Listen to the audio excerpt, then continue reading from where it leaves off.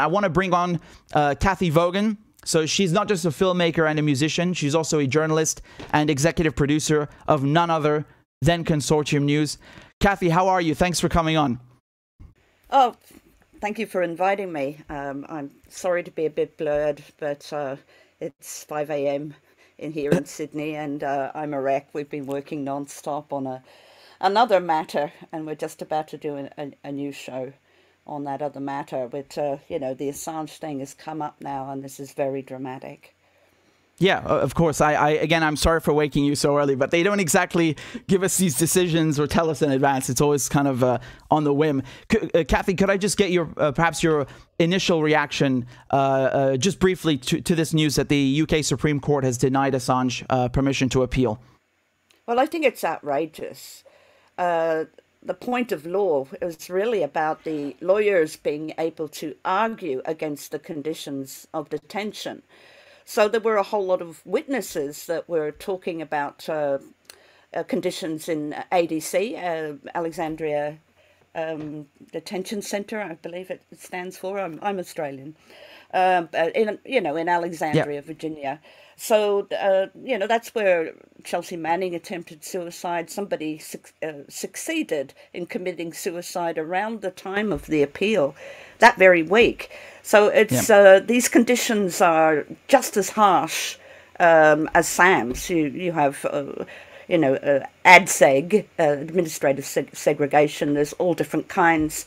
And very little difference from the conditions that, the doctors had decided that he wouldn't be able to survive.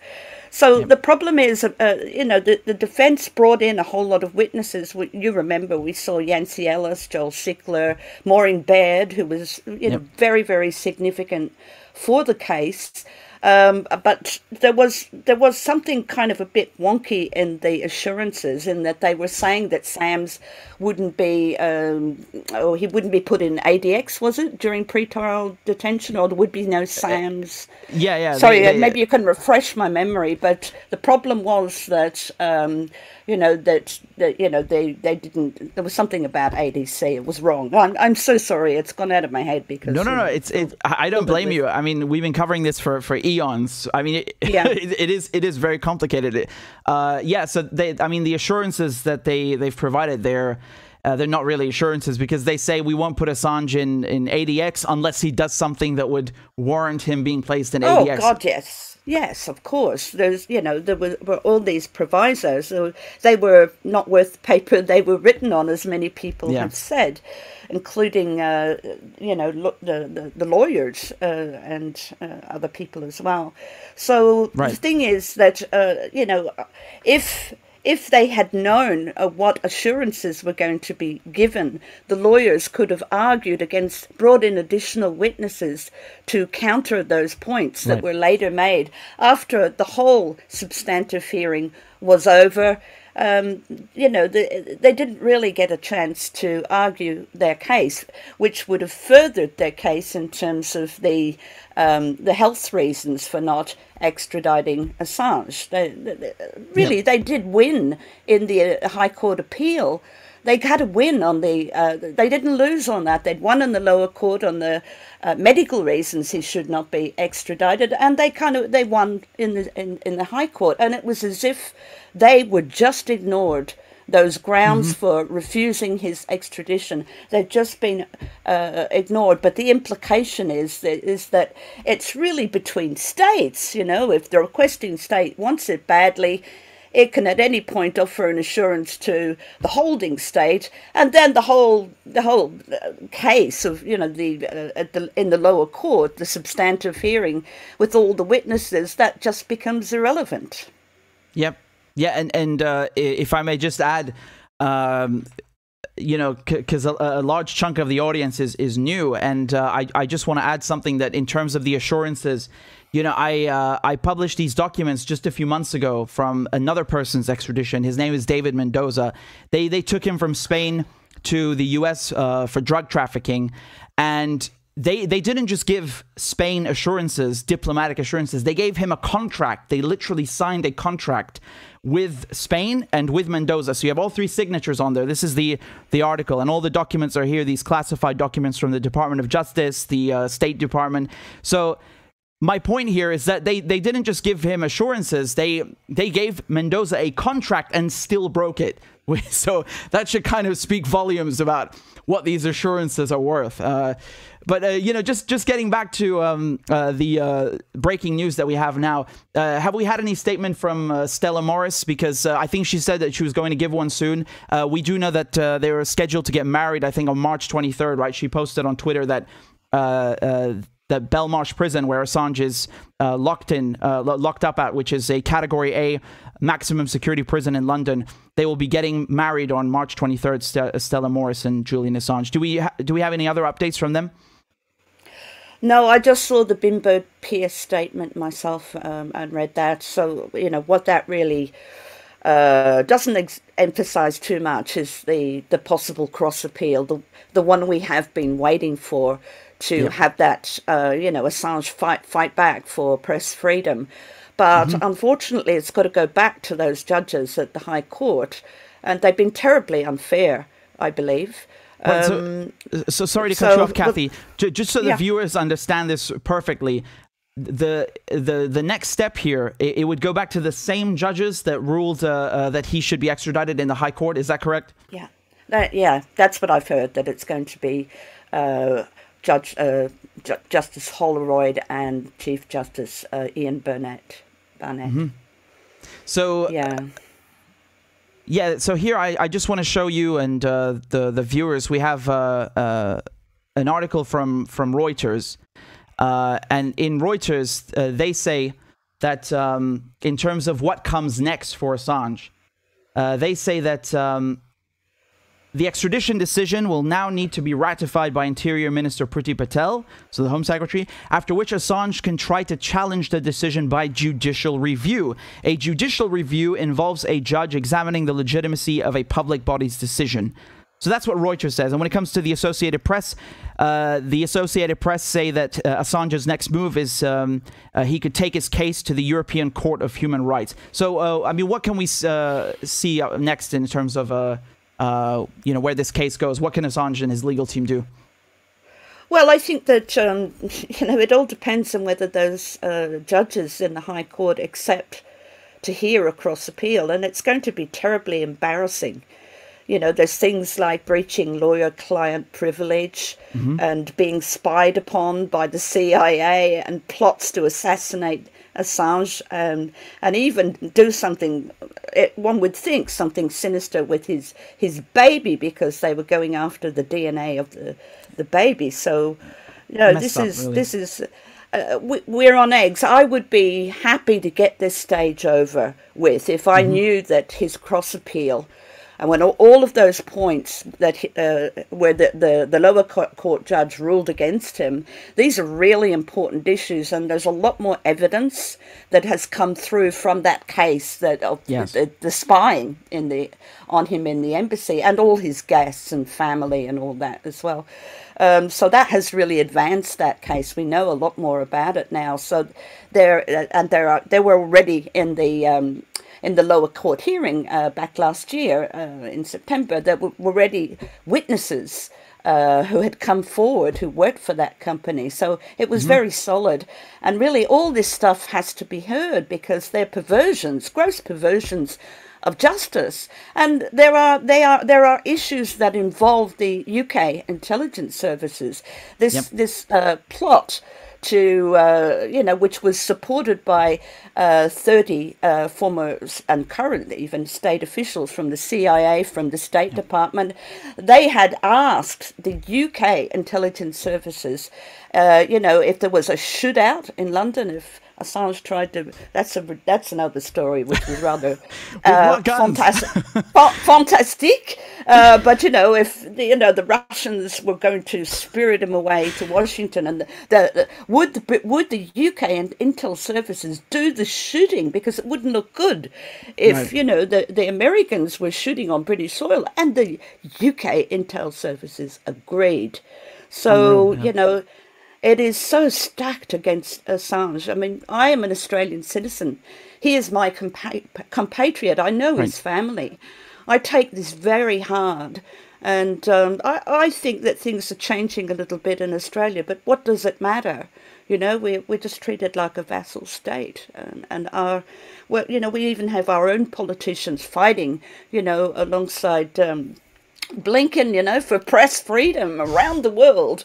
And, you know, you know, the ones at the very top are not doing anything that would help Assange. There are the deputy prime minister is, and you know we've got a big cross parliamentary group, and Yep. this kind of thing is happening in parliaments That's all true. over the world because they sense that justice is not being done here; it's being really perverted. And this is not just a prosecution, but a terrible persecution. A mobbing by multiple states, as Nils Melzer has said, torture, Yep. psychological torture, and worse, he's had a stroke. You know, this is a very ill man. You know, was a big strapping man when he went over there, and he's just, you know, he's a shadow of him. You've seen him, Richie, what he looks like now, how much weight he's lost, Yeah, pale it's as terrible. death, glazed Yeah. look, having a stroke in front of our eyes. It was very hard to watch as journalists. So, you know, I fear for this man. I would love to have that cross appeal and have all these things discussed. We're dying for that kind of justice.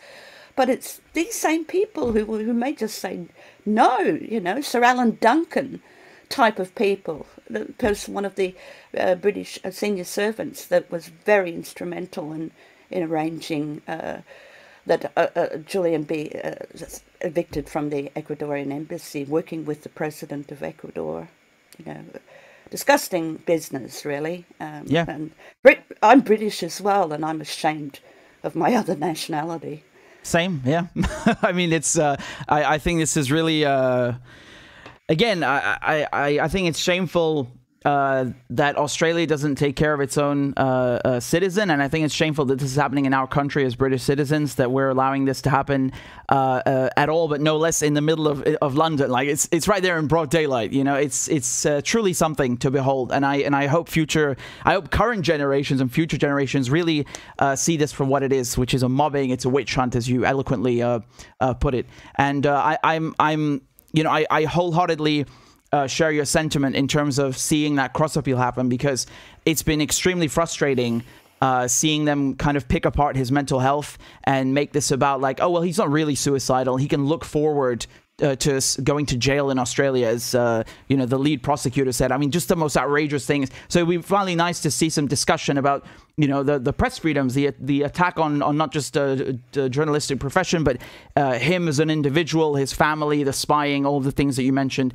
That would be very important. Could I just read a statement? Sorry, go ahead, Cathy. I just wanted to add one thing, you know, about the suicide matter. So Quentin Dealey, who was one of the psychiatrists who examined him, who's a world expert on autism, he made the point that Julian would suicide even learning that his extradition was imminent. He wouldn't make it out of the UK. And Judge Baresa accepted that view. Yep. So, you know, it's irrelevant what they're saying, you know, his conditions that he can look forward to in the US, because Dealey and Judge Baresa, the lower court magistrate, said that, you know, it was likely he wouldn't leave the UK. He would leave it in a box, perhaps, repatriated to Australia. Yeah, the deceased groom. It's something that I think a lot of people, they don't understand or take perhaps a bit too lightly, because again, the way we saw him when we were watching via, you know, we were attending the court remotely and could see him on the screen. Again, I take absolutely no pleasure in saying this, and I don't mean in any kind of insulting way, but he really looked terrible. And you know, I think that's a testament to what they're doing to him. The not just psychological, the physical effects of it. It's quite daunting, really. if I could just read this statement quickly. This is from WikiLeaks. They're quoting Julian Assange's lawyer, Barry Pollock. Quote, Mr. Assange will continue the legal process fighting his extradition to the United States to face criminal charges for publishing truthful and newsworthy information. So how long do you think this process is going to take now? Because whether it's a cross appeal or whatever the next step is, because what we've seen is it's quite drawn out, right, to say the least. If it's allowed to go ahead in the UK, I think it could still take another 1 to 2 years. Well, certainly, it's not going to stop the wedding from happening. A lot of people are worried about that because they've got 4 weeks that, in which they can apply for leave to appeal to the High Court, to probably Priti Patel. So, you know, they could just delay that. I don't know if they will. They might try to get it in as soon as possible, but, you know, I would be delaying it for that month so that, you know, there's going to be a moment, at least, of happiness. Yeah, exactly. You mentioned the 4 weeks that they have, and here's also a tweet from Hamid Al-Mazi, who's also been covering the case, and he said that very frustrating decision by the UK Supreme Court, but this isn't the end of the road. Once Westminster Magistrates Court directs the case to the Home Secretary, to Priti Patel, the defense will have 4 weeks to submit arguments for her to reject extradition. Defense can also file appeals on grounds that they originally lost on, as we were talking about just before. And so in terms of the European Court of Human Rights, I mean, that's really the end of the road. That's really the last stop, I think, right? First, it will be trying to do a cross appeal. Yep. Yeah, and you're right to point out that those are 2 separate processes. You know, making applications to or representations to Priti Patel about the Supreme Court judgment, and then application for the cross appeal. So that will draw it out longer. But then if it is approved, it could take another, I don't know, 6 months or more even before it comes up. And then it could that part, if that cross appeal happens, I estimate that could happen take place for a very long time. There's a lot of issues to contest. But then they may only be granted permission on 1 or 2, but I don't know. It seems to me there's at least 3 that couldn't be refused.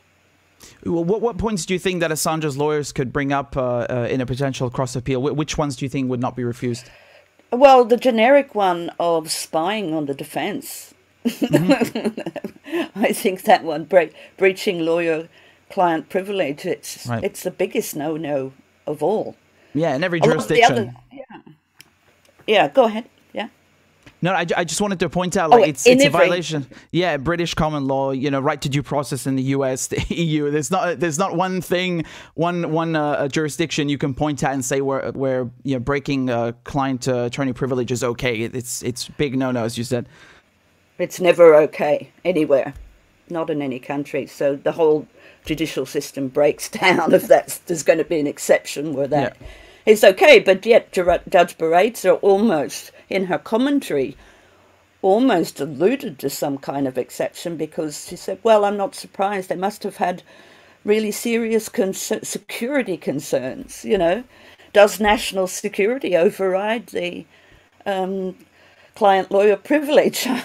That would be a precedent, but that would be the one that I would bet on being the most likely to succeed. Other points are arguable, you know, but you've got the discrepancy between extradition for political offences in the extradition treaty between the UK and US. It's prohibited for political offences. It is. But then there's the Extradition Act, which is their domestic act.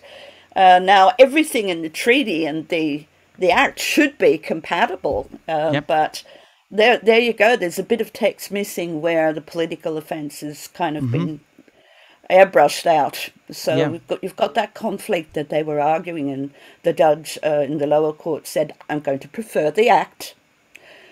So that is something that they will argue on political offences for the appeal. I have the list here of all the things that they're going to try on, but I think that the probably the the whole intrusion, not only into the the defence, watch spying on the defence, but all of the visitors there, those people were not under suspicion, you know. I mean, it so violates, isn't it, your Fourth Amendment, illegal search and seizure? I think, that might be it. It certainly does. Yeah, I'm just trying to look up pictures so people can see the spying in the Ecuadorian embassy. How, you know, they took apart, for example, Stefania Morizzi's phone.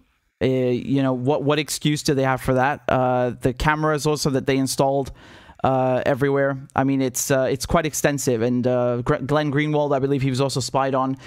So yeah. So that's another one you think they're gonna bring up.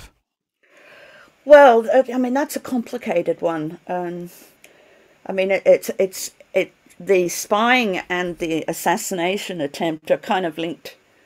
Plot, I should say, are linked together, of course, because it's the same organisation. I don't know. There's one thing that really bothers me the most, and that is that, you know, if the CIA spied on Assange or his lawyers and all visitors, it is particularly concerning that the CIA, according to the testimony of Maureen Baird, also get to decide that he gets shut away forever, to decide on whether he gets a special administrative measures. Right. So, you know, it's just too easy. How can that, you know, the end-to-end stitch-up be possible? So but it's a very complicated thing to argue, I imagine. But I think if you just attack it at that end, there is evidence that the defence were spied upon, and they've got it, and they've got the witnesses as well. So that might be the one to really challenge. And that case, as I said, has advanced in Spain, so there's a lot more evidence to bring to it. Yeah. Again, just for those who perhaps aren't too familiar, this is in regards to MCC. So that's a Metropolitan Correctional Center in New York. Maureen Baird, she used to be the warden of that prison, and she had prisoners in her facility who were in pre-trial SAMs. So SAMs being special administrative measures, and of course, as Cathy correctly points out, the decision whether to put someone under SAMs in the United States, it lies with the Attorney General, but there can also be input from the CIA. So, you know, that's a ridiculous conflict of interest when the CIA is spying on Assange. They have an axe to grind with him, and at the same time they're going to decide whether he's put in the worst prison conditions in the U.S. I mean, it speaks for itself, really. It doesn't really need any further elaboration. But Cathy, what do you think Priti Patel is going to do? I mean, I know the answer, but what do you?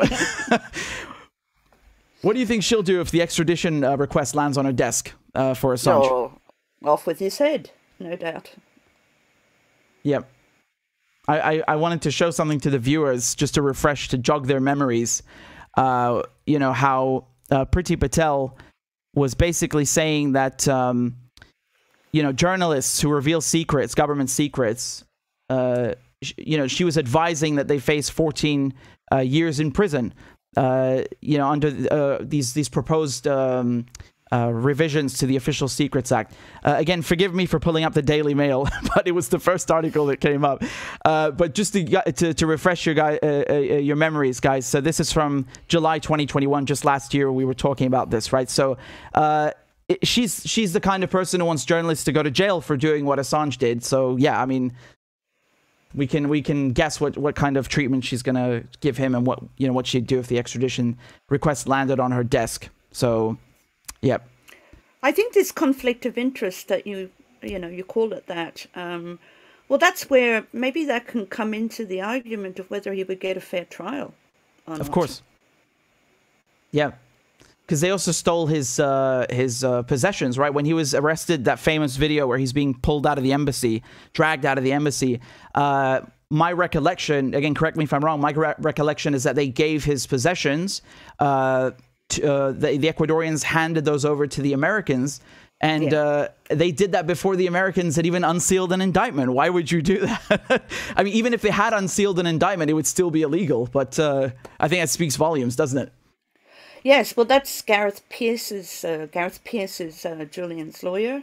So that's her testimony that was submitted right at the end, if you remember, where she talks about the thieving of documents, and they were taken by the Ecuadorian services first and then handed over to the Americans, which, you know, legal papers and everything, it's an outrage. It's an outrage. Every aspect of it is an outrage. That's why, my goodness, look, it will be great if there is a cross appeal. That will really be the trial of the century. But the prosecution, if you remember, James Lewis QC was arguing that battle belongs in the US because it's essentially a struggle between the Espionage Act and the First Amendment, right? But it's, you know, he's being offered up, but within the context of an espionage court, which is its strict liability context. So, you know, within that context as well, it can't be a fair fight. It can't be a fair trial either.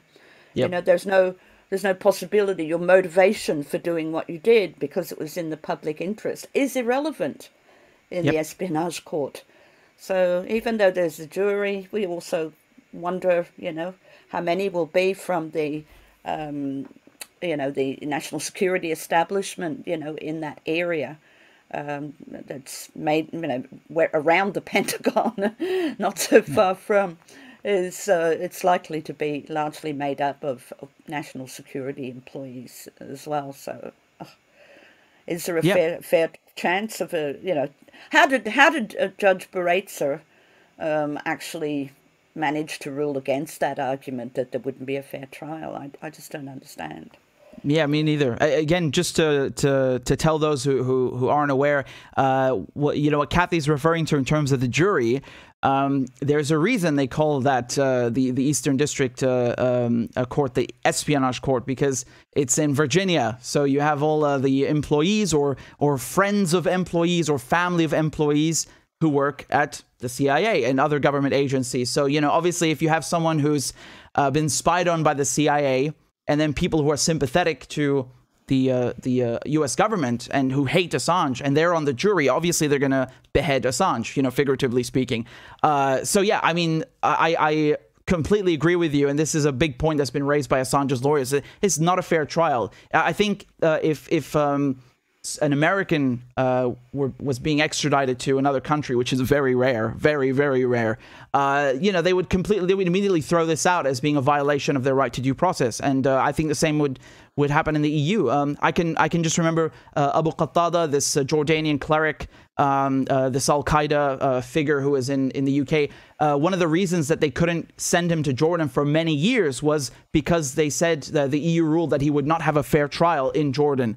And then the UK amended the entire extradition treaty with Jordan just for him, so that you know, any evidence obtained by torture couldn't be used against him. And then finally he was extradited, and of course he didn't serve any time, so he's free now.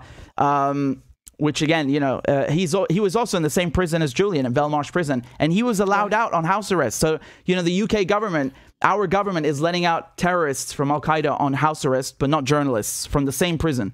I think that speaks volumes. That speaks volumes. Meanwhile, the prison is not allowing Julian and Stella to marry in the chapel, and they're even thinking about whether she's allowed to have a bouquet of flowers. I mean, really?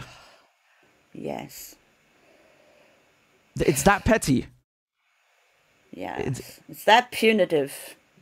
Wow. And of course, this bad news comes on the day that they announce, you know, their wedding. Of course, yeah. I also noticed that. I was like, that's the first thing I thought of, actually. I was like, didn't they just say they're getting married? I mean, that's ruined now. Yeah.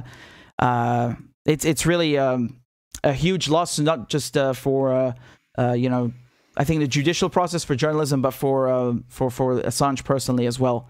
Cathy, can I perhaps pick your brain? Are there any other things you wanted to touch on that we didn't mention, or any final thoughts that you have about this UK Supreme Court decision? Not really, no. There is one more thing that may be of relevance. We may have a new government in Australia fairly soon. The likelihood of that is very high. So we're going to switch. And the other side, the Labour Party, are much more sympathetic to Assange. Right. Generally speaking, oh yeah. There's a lot of Labour Party members, really strong ones as well, like Julian Hill, MP, who we've had on Consortium News, on CN Live. So those people are very strong voices in the Labour Party, and they support Julian. So if we get a change of government here, it might be happy days. Because, how big? How big is the chance that they win? This big. Yes, Scott Morrison is doing very, very badly. Everything he does, every time he opens his mouth, he puts his foot in it, as they say. Yeah, he's not exactly the best speaker. Never mind everything else, but yeah. Well, he's just done very badly on the floods. He did badly on the bushfires. He did badly on the vaccines didn't come to Australia. We didn't get them until the end of the year, sort of thing. I think we were at least 6 months behind you guys. I don't know where you are, whether you're in the UK or not, but I'm based in Vienna. Oh, you're in Vienna. Yeah. But, everybody had the vaccines and we still didn't have them, But fortunately, we didn't have COVID. But also the quarantine centres, the government were responsible for building them, and we had 28 leaks from these shoddy quarantine centres, which were just the hotels. refugees. The refugees Park Hotel. That's terrible. Yeah. The guy locked in a room for 9 years. He's free now. You know that? Yeah. I interviewed him just a few weeks ago. They've been through hell. These guys through hell. Honestly, 9 years in detention just for seeking asylum. I mean, this is scandalous. I'm heartbroken for them. It's really. No, our governments, our successive governments, have been very cruel to refugees, and it's the same story as Julian. A deterrent. For him, it's a deterrent against other journalists from giving us the truth again. My God, how we need Julian and WikiLeaks. We've got WikiLeaks, but my God, they're being drained trying to defend Julian and trying to get help in relation to these enormous legal fees, which has been successful recently. Great funding come through the Assange deal, but also to get people like Professor Koppelman to step in and, a world-leading psychiatrist and have a win. And all that didn't matter. So, you see, this is just the most ugly show trial in history, I think, with so many different countries participating and such cruelty towards one person. But as I say, if, we have this change of government, which may come reasonably soon, within the next few months. We're waiting for an election to be called now. That was Cathy Vogan from Consortium News. I'm going to put up her Twitter on the screen so you can go follow her if you want. They do great work, really great work at Consortium News. Here's the website. Again, that's consortiumnews.com. Really, really exemplary work.